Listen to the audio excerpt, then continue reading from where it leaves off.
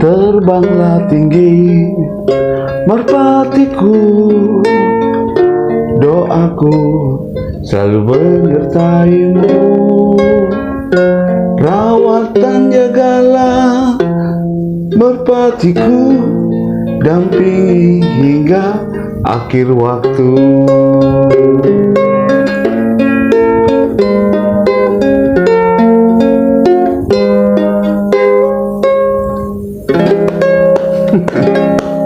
Assalamualaikum warahmatullahi wabarakatuh. Selamat sejahtera bagi kita semua. Saudara-saudara sekalian, baru saja kita perdengarkan sebuah alunan musik yang indah, Merpatiku. Hari ini pula kita bisa ngobrol dengan Arul Lamandau. Saya panggil Mas Arul.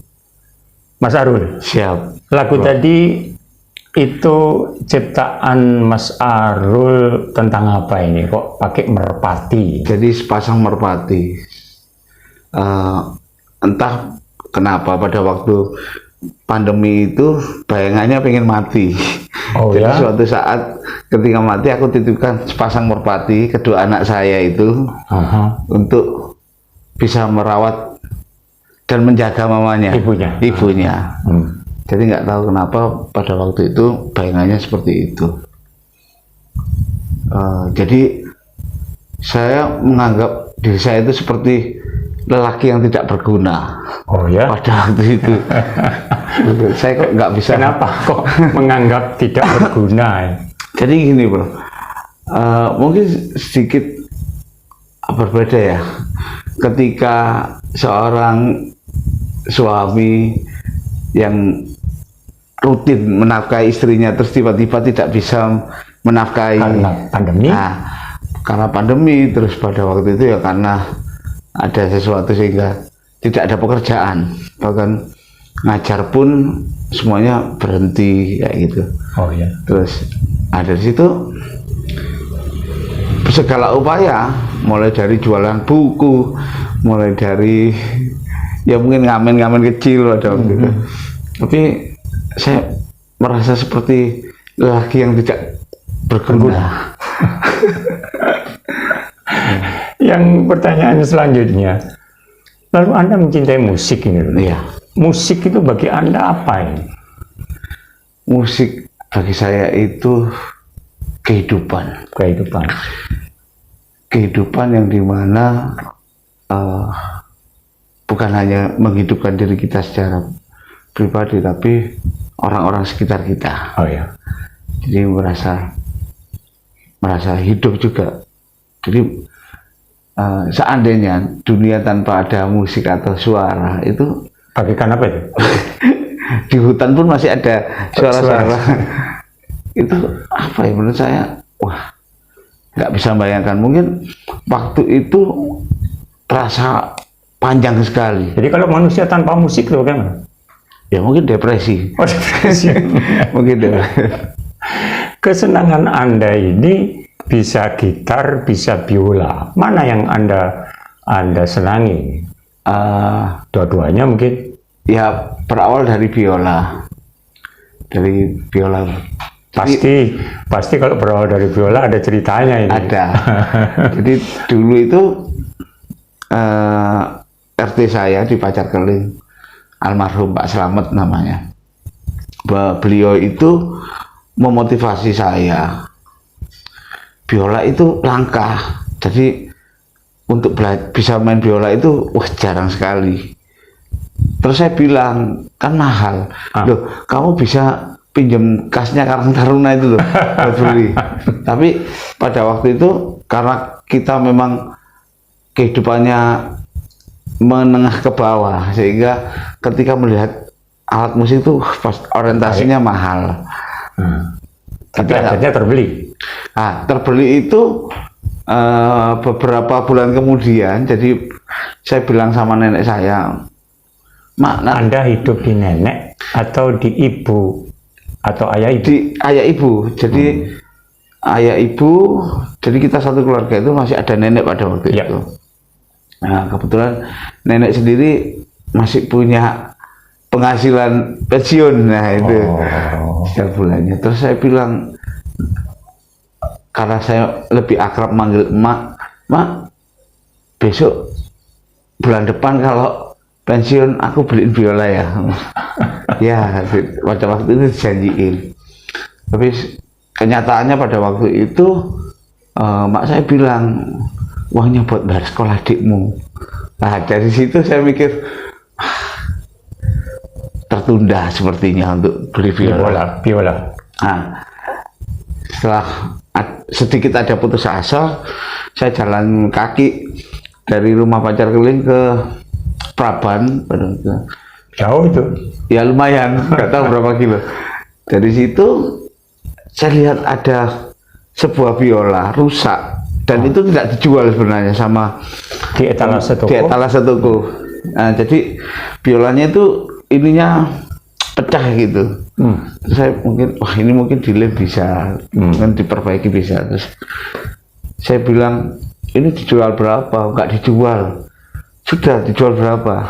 Enggak dijual. Jadi sempat otot-otot sama pemiliknya. Mungkin karena pemiliknya itu kasihan, akhirnya biola itu dikasihkan dengan harga 90.000. Oh ya. Kan beliau sempat tanya, kamu punya uang berapa? Lu enggak dijual berapa? Kamu 90.000 mau ya, bilang gitu. Tanpa ditawar. Tanpa ditawar. Saking kepinginnya. Nah, jadi prosesnya, uangnya dari mana itu habis dari kamar mandi saya ingat, di lemari itu ada uang. Akhirnya saya ngambil uangnya ibu tanpa pamit. Istilahnya mencuri uangnya ibu. Pada waktu itu jumlahnya 2 juta, cuman saya ambil 200 karena biolanya ini ngentit bahasa Jawanya. Bukan ya, mencuri. Nah, akhirnya saya belilah. Akhirnya kembaliannya juga saya kembalikan karena butuh saya cuma beli ini. Nah, akhirnya yang tadinya orang tua sempat marah, jengkel karena uangnya dicuri gitu. Tapi setelah pulang bawa biola, orang tua senang. Nah, disitulah awal pertama orang tua mendukung, mulai mendukung. Nah, dari situ ya sempat dibelikan gitar, dibelikan sama orang tua. Nah, dari belajar biola ini karena jauh dari internet pada waktu itu, terus guru atau mungkin les itu biayanya juga mahal dan mungkin ya nggak sanggup. Otodidak ya? Otodidak. Akhirnya tanya-tanya sama temen. Nah, saya di usia 17 tahun. Nah, jadi karena menginjak usia 17 tahun itu saya ingin merantau. Oh ya? Pengen pergi jauh gitu. Jadi akhirnya ya mungkin 17 tahun Anda pergi mana? Di Bali. Sudah merantau ke Bali? Sudah merantau ke Bali. Oke. Sebelum kita masuk lagi, mungkin Anda sebuah lagu untuk pemirsa. Mungkin suatu hari nanti ku kan pergi dan tak kembali, kan ku titipkan sepasang merpati untuk merawat dan menemani. Mungkin suatu hari nanti jasad dan ruhku tak dikenal lagi. Kau memahami pertemuan ini sungguh sangatlah berarti.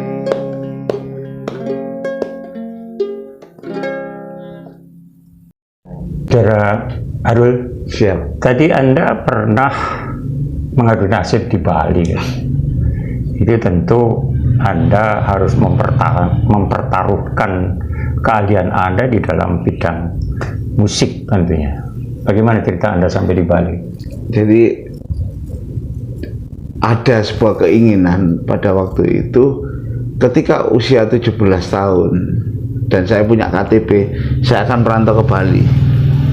Jadi angan-angan itu sebelum usia 17 tahun ceritanya.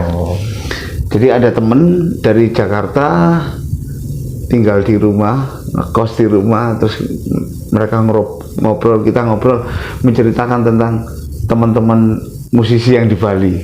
Nah, jadi dari situ saya sedikit tertarik untuk pergi ke Bali. Akhirnya dengan skill yang sangat minim sekali, ya makanya kalau dibilang bonek ya sangat bonek. Lalu Anda di Bali ada tujuan teman atau? ada teman, tapi ceritanya tidak ketemu di sana teman. Jadi berawal dari ketika sudah dapat KTP, esok harinya saya Oh, ini baru dapat KTP, baru esok harinya dapat berangkat? esok harinya saya berangkat. Saya pamit ke orang tua ke Bali, nanti di Bali ada siapa, di Bali sudah ada teman gini-gini, menceritakan supaya orang tua nggak was-was pada waktu itu. Tapi memang nggak punya gambaran, nggak punya uang saku. Oh, Jadi bonek, wah nanti gimana sih. Pokoknya saya berangkat gitu. Jadi niat utamanya adalah berangkat. Ada uang nggak ada uang tetap berangkat. Nah, pada waktu itu nggak punya uang sama sekali. Ya biasa naik kapal atau berjalan atau bagaimana ini? ya naik kereta. Naik kereta. Biasa kalau nggak punya uang itu biasanya gelonda-gelonda. Jadi cari di lemari atau apa gitu ya. Mungkin ada yang tertinggal entah. Di situ ada uang sejumlah 7.000, nggak tahu uangnya siapa. Uangnya adik atau uang sekarang? Uang, ya, uang tahun berapa? Iya, 7.000 rupiah. Oh, 7.000 rupiah. 7.000 rupiah. Cuman itu, terus saya berangkat, saya pamit, Mak saya berangkat ya. Sesampainya di pasar itu saya kembali lagi. Kembali lagi. Lalu nenek saya, panggilannya Mak. Nenek saya itu bertanya, paling golek sangu. Akhirnya ini loh, tak sangoni ya. Oh ya. Dikasih lah uang 50.000 gambar Pak Arto Mesem. Oh iya. Ya, masih begitu gitu. Jadi 57. Ya, 57. Nah, dari situ akhirnya mohon restu, walaupun sempat janjiin, Semak nanti kalau berhasil tak beliin cewek. Oh. Akhirnya berangkat. Cewek itu Jari. Nah, berangkat dari rumah ke stasiun Gubeng jalan kaki. Ya, alhamdulillah keretanya juga nggak terlambat. Jadi pokoknya pas. Akhirnya saya setelah kereta itu berjalan, saya merenung lagi. Nanti di sana gimana? Terus samping saya tak ada perempuan, mau ngobrol-ngobrol, mau tanya-tanya Bali itu kok malu. Gitu. Terus nanti aja lah. Mungkin nanti ketemu ada yang ngajak ngobrol baru saya apapun tanya-tanya. Akhirnya nggak terasa pagi tiba di bis, kan dijemput bis dari Banyuwangi itu dijemput bis. Ya langsung ya. Iya. Jadi habis kereta bus. Ya ada dulu Mutiara Timur atau apa. Mutiara Timur ya. Itu kan langsung habis naik kereta jemput bis. Jemput bis dari Banyuwangi. Naik kapal. Oh naik kapal. Baru ke Tuban. Ke Ubung ya, Denpasar Ubung. Nah, sampainya Ubung. Nah, tapi sebelumnya itu ketika naik kapal itu ketemu seseorang, saya lupa namanya. Tinggalnya di Sidoarjo. Beliau itu tukang buat sepatu di Bali. Oh ya. Kita nggak kenal, kita kenal di kapal. Ya mudah-mudahan beliau menyaksikan ini. Jadi kita ngobrol-ngobrol terus beliau juga tanya. Namanya tidak tahu ya? Saya namanya lupa, Prof. Pada waktu itu orangnya tinggi kurus gitu. Nah terus angkutan saya itu dibayarin bapak tadi. Oh ya. Sudah, nanti di Kute nanti ada teman-teman musik. Sebelah mana Pak? Pokoknya kamu jalan-jalan di pantai nanti ketemu gitu. Terus angkotmu sudah tak bayar. Waduh, jadi kalau enggak ya uangnya berkurang. Nah, dari pagi kan belum makan saya. Menahan karena takut makan nanti uangnya kurang. Jadi saya bertahan untuk puasa, tidak makan. Justru sisa tadi itu saya belikan rokok sama aqua, sama air minum. Habis. Pokoknya sisa 7.000. Uang itu sisa 7.000. Akhirnya saya menatap ke pantai itu, saya lihat pantai. Nanti malam ini tidur di mana? Ketemu dengan siapa? Tapi ya karena saya punya keyakinan bahwa Tuhan tidak pernah tidur. Jadi saya bahwa pasti ada yang nolong. Pasti ada itu. Jadi ya alhamdulillah akhirnya ketika habis menatap ke pantai, tiba-tiba ada teman-teman main musik vokal grup. Di mana itu? Di Kuta itu. Jadi di belakang saya persis, hati saya itu rasanya kayak disiram es. Seneng banget. Akhirnya habis nengok ke pantai, nengok ke teman-teman main musik, lihatin. Saya tunggu sampai mereka istirahat. Setelah istirahat, saya samperin. Pertanyaan pertama yang dilontarkan mereka terhadap saya adalah, kamu orang mana? Saya bilang, saya Surabaya. Loh, Surabaya di? Ternyata mereka itu dari Surabaya semua. Dari Surabaya. Jadi almarhum Cak Pe, terus ada Aris, ada Gunung. Nah dari situ ya sempat sedikit meragukan mungkin. Akhirnya dites, kamu bisa main apa? Bisa lagu apa aja gitu. Saya bilang, saya bisa nyanyi Gypsy King 1 album. Akhirnya dites juga, walaupun logatnya sedikit-sedikit. Nah setelah itu diajaklah makan sama teman-teman tadi. Terus teman-teman bilang, sudah kamu jalan aja, nanti di pertigaan Tengku Umar itu, di situ ada warung dan itu tempat tongkrongan anak-anak musik. Saya kira pertigaan Tengku Umar itu kalau dari Kuta dekat sekali gitu ya. Jauh. 1,5 jam. Jadi berjalan 1,5 jam. Wah. Tapi ya itu tadi menariknya. Jadi sesampainya di ketemu temen Mas Slamet Dinoyo. Jadi Slamet Dinoyo itu pada waktu itu beliau main di stasiun, ya, jadi kita kenal aja itu. Panggilan saya dipanggil Wat. Wat itu Markuat. Saya dulu itu nama kecilnya Markuat. Kata orang tua, jadi pasar sing kuat. Jadi anak-anak kecil sing sobone pasar gitu dulu. Makanya ya ada yang istilah mangan turu kuat kayak gitu. Nah, dari situ akhirnya ketemulah ada seseorang yang empati terhadap saya. Jadi ketika maghrib dan beliau mau berangkat bekerja, namanya Bonyok. Mas Bonyok ini orang Pakis. Ya. Nah, pada waktu itu Mas Bonyok tiba-tiba menyapa saya, weh. Gitu. Jadi nggak tahu nama saya, dipanggil Doe karena sedikit Doe. Ini kamu tidur di mana? Gitu. Nggak tahu Mas, saya bingung. Tidur di rumahku, tapi anakku banyak gitu.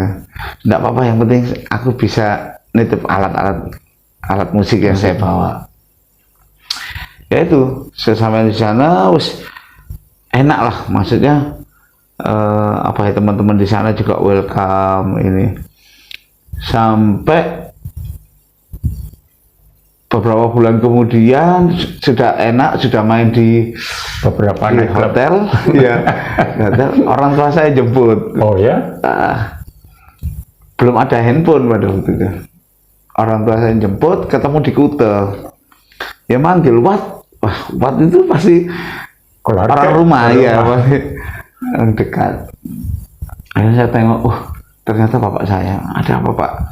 Makan dulu, saya ajak makan.